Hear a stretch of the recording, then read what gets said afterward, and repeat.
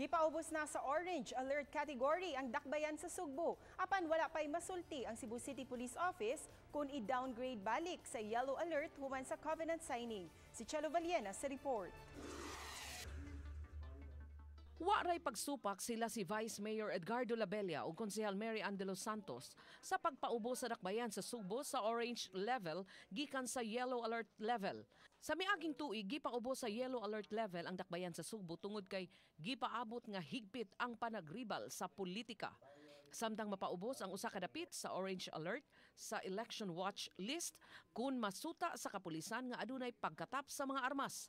Uyon man ang duha ka opisyal sa dakbayan sa Sugbo nga wa may kasaysayan sa dakbayan nga mga kandidato midangop sa paggamit og armas aron lang mudaog.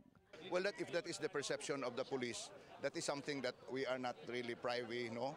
Kay ila man na, they have their own intelligence gathering information. So let us just leave it at that. Pero mas maayo magani nang ma-over-prepared kaysa under-prepared. The rivalry. But you know, ever since the Cebu City politics has never been that intense.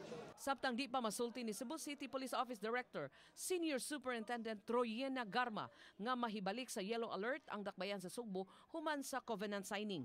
Nang hinaot siya nga dili musangpot sa red alert tungod kay makahatag kini og bating imahin sa dakbayan.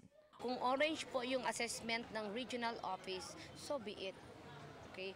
But if we think na medyo matagal pa man during election, before magkaroon ng election, malay mo maging makabawi, maging peaceful, so maging green tayo.